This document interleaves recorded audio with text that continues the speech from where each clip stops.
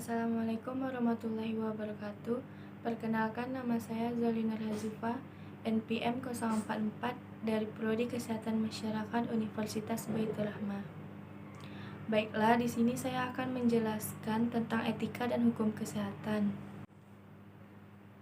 Berikut beberapa bahasan tentang konsep etika. Yang pertama, pengertian etika filosofis dan teologis, cabang-cabang ilmu etika, ruang lingkup etika, dan metode pendekatan etika. Baiklah, yang pertama yaitu pengertian etika. Etika berasal dari bahasa Yunani, yaitu kata ethos yang berarti akhlak, adat istiadat, kebiasaan, watak, perasaan, sikap yang baik dan layak.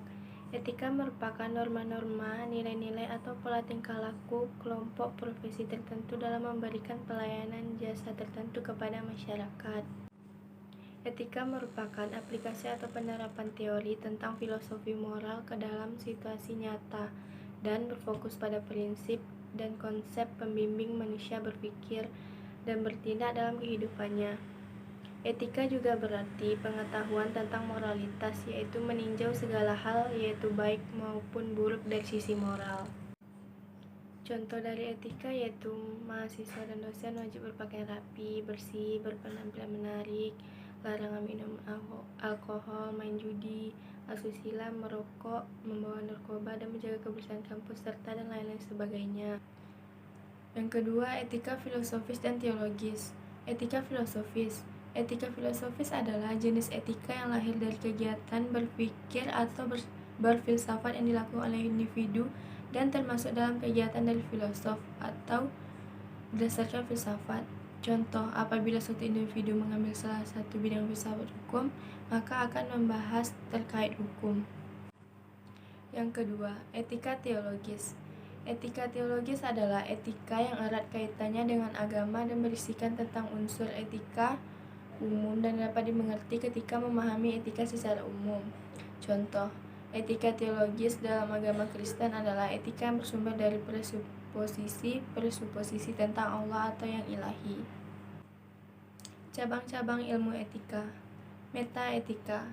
Metaetika berhubungan dengan sifat penilaian moral. Ini melihat asal dan makna prinsip-prinsip etika. Dalam metaetika, tindakan atau peristiwa yang dibahas dipelajari berdasarkan hal itu sendiri dan dampak yang dibuatnya. Contoh, seorang anak menendang bola hingga kaca jendela pecah. Secara metaetis, baik buruknya tindakan tersebut harus dilihat menurut sudut pandang yang netral. Etika normatif.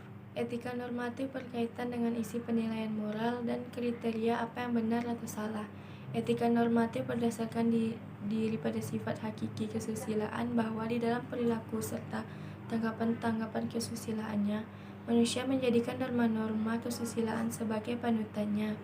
Contoh, etika yang bersifat individual seperti tanggung jawab, kejujuran, dan disiplin. Etika terapan. Etika terapan merupakan disiplin filsafat yang berusaha untuk menerapkan teori-teori etika dalam situasi kehidupan sehari-hari. Etika terapan merupakan cabang etika yang terdiri dari analisis dari masalah moral yang spesifik dan konvensional. Contoh spesifik, jika seseorang dapat membuat hidupnya lebih baik dibanding saya, apakah benar secara moral untuk mengorbankan saya demi mereka jika dibutuhkan? Selanjutnya, ruang lingkup etika. Apabila didasarkan pada kaidah Islam, etika adalah bagian dari akhlak manusia karena akhlak bukanlah sekadar menyangkut perilaku yang bersifat lahiriah semata, tetapi mencakup hal-hal yang lebih kompleks, yaitu tentang akidah, ibadah, dan syariat. Etika mencakup etika deskriptif, yakni etika yang melihat secara kritis dan rasional sikap dan perilaku dan tujuan hidupnya sebagai sesuatu yang bernilai. Contoh, kemampuan berpikir kritis dalam menentukan tujuan. Etika normatif, yakni etika yang menetapkan berbagai sikap dan perilaku ideal yang harus dimiliki manusia sebagai sesuatu yang bernilai. Contoh, kejujuran, disiplin, dan tanggung jawab. Etika metaetika, yakni studi tentang etika normatif yang bergerak lebih tinggi daripada perilaku etis. Contoh, seorang anak menendang bola hingga kaca jendela pecah. Dari kasus tersebut harus dilihat menurut sudut pandang yang netral. Adapun ruang lingkup ilmu etika, yang pertama menyelidiki sejarah etika dan berbagai teori atau aliran tentang tingkah laku manusia. Kedua, membahas cara-cara menilai baik dan buruknya sesuatu pekerjaan atau tingkah laku. Yang ketiga, menyelidiki faktor-faktor penting yang mempengaruhi lahirnya tingkah laku manusia atau naluri, adat, tingkah laku, dan lingkungan. Yang keempat, menerangkan mana akhlak yang baik dan mana akhlak yang menuju kemuliaan. Metode pendekatan etika. Metode yang digunakan etika adalah metode pendekatan kritis. Etika pada hakikatnya mengamati realitas sifat, sikap, tingkah laku, dan perbuatan manusia secara kritis.